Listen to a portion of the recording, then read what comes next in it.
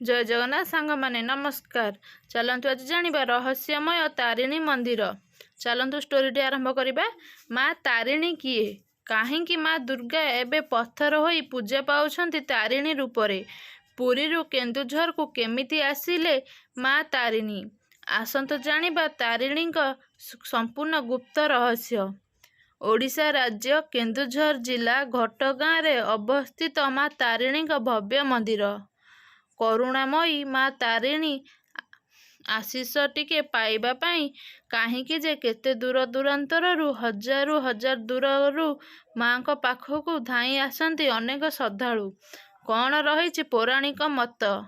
ତ୍ରେତୟା ଯୁଗରେ ଯେତେବେଳେ ରାମଙ୍କୁ ବନବାସ ହୋଇଥିଲା, ମାତା ସୀତାଙ୍କୁ ହରଣ କରି ନେଇଯାଇଥିଲା ରାବଣ, ସେତେବେଳେ ପ୍ରଭୁ ରାମଚନ୍ଦ୍ର ମା ଦୁର୍ଗତିନାଶିନୀ ମା ଦୁର୍ଗାଙ୍କୁ ଆରାଧନା କରିଥିଲେ।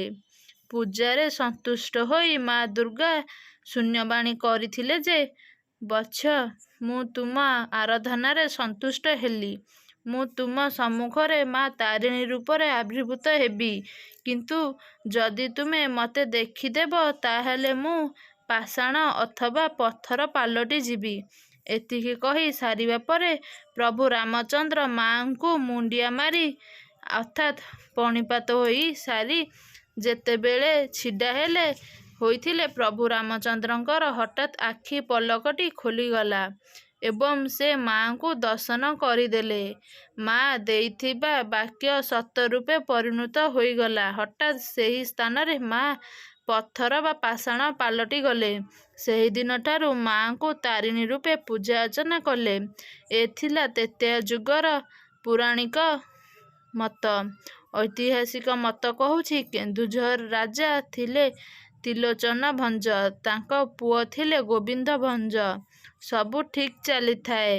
1980 ମସିହାରେ ତ୍ରିଲୋଚନ ଭଞ୍ଜଙ୍କର ମୃତ୍ୟୁ ହେଲା। ତ୍ରିଲୋଚନ ଭଞ୍ଜଙ୍କ ପରେ ପରେ ରାଜ୍ୟଭାର ତଥା ଗୋବିନ୍ଦ ଭଞ୍ଜ ସମ୍ଭାଳିଥିଲେ। ସେ ଯେହେତୁ ମାଙ୍କ ପରମ ଭକ୍ତ, ସେ ରାଜ୍ୟ କାର୍ଯ୍ୟରେ ବ୍ୟସ୍ତ ଥିବା ଯୋଗୁଁ ପୁରୀରୁ ମାଙ୍କୁ କେନ୍ଦୁଝର ଆଣି ପାରୁନଥିଲେ। ସେଥିପାଇଁ ସେ ନିଜକୁ ଭାରି ଦୁଃଖ ପ୍ରକାଶ କରୁଥିଲେ।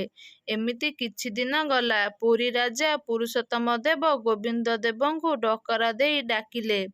ପୁରୁଷୋତ୍ତମ ଦେବ ତାଙ୍କୁ ଜୟ ଗୋବିନ୍ଦ ଭଞ୍ଜ ମହାରାଜ ବୋଲି ସମ୍ବୋଧନ ତଥା ଆଖ୍ୟା ଦେଇଥିଲେ।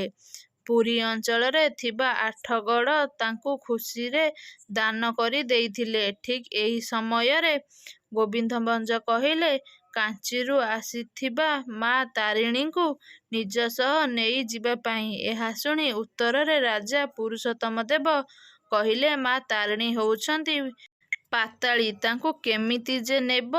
ଏଥିରେ ନିରାଶ ହୋଇ ରାଜା ଗୋବିନ୍ଦ ଭଞ୍ଜ ମାଙ୍କ ପାଖକୁ ଯାଇ ରାତିସାରା ପୂଜା ଅର୍ଚ୍ଚନା କଲେ। ଠିକ୍ ସେହି ରାତ୍ରିର କଥା।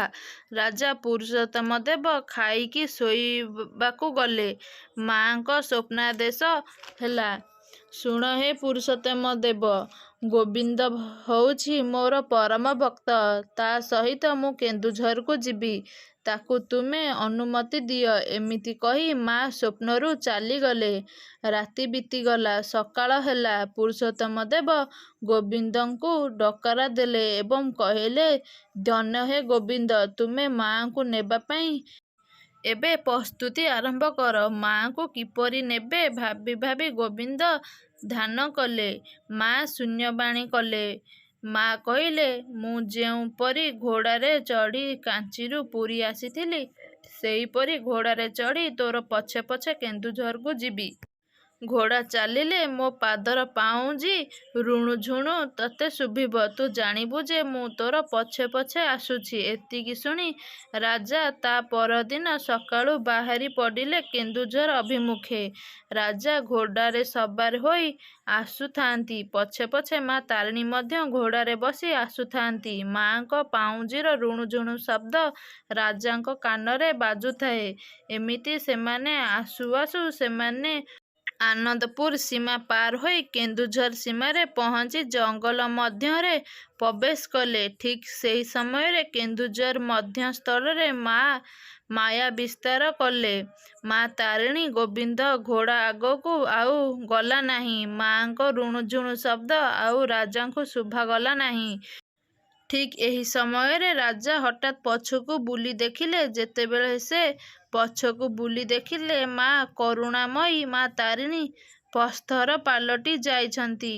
ଏହାପରେ ପୁଣି ଶୂନ୍ୟବାଣୀ ହେଲା ଏବଂ ମା କହିଲେ, ମୁଁ ଏଠାରେ ହିଁ ପୂଜା ପାଇବି। ସେହିଦିନଠାରୁ ମା ଶାଳବଣରେ ଘଟଗାଁରେ ମା ତାରିଣୀ ରୂପେ ପୂଜା ପାଇ ଆସୁଛନ୍ତି। ଏ ଥିଲା ମା କରୁଣାମୟୀ ତାରିଣୀଙ୍କ ପୌରାଣିକ ବା ଐତିହାସିକ କଥା।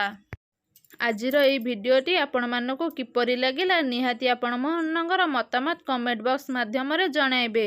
ଭିଡ଼ିଓଟି ଯଦି ଭଲ ଲାଗିଥାଏ ଲାଇକ୍ ଆଣ୍ଡ ସେୟାର ସବସ୍କ୍ରାଇବ୍ କରିବାକୁ ଜମାରୁ ବି ଭୁଲିବେନି। ଭିଡ଼ିଓରେ ନୂଆ ଥିଲେ ଚ୍ୟାନେଲକୁ ସବସ୍କ୍ରାଇବ୍ କରିବା ସହିତ ଅଲ୍ ନୋଟିଫିକେସନ୍ ଉପରେ କ୍ଲିକ୍ କରିଦିଅନ୍ତୁ, ଯେଫଳରେ କି ଆପଣଙ୍କ ପାଖେ ନୂଆ ନୂଆ ଭିଡ଼ିଓ ପହଞ୍ଚି ପାରିବ। ସାଇ ଓଡ଼ିଆ ଷ୍ଟୋରିକୁ ଦେଖିବାକୁ ଜମା ବି ଭୁଲିବେନି। ରହୁଛି। ଜୟ ଜଗନ୍ନାଥ, ନମସ୍କାର।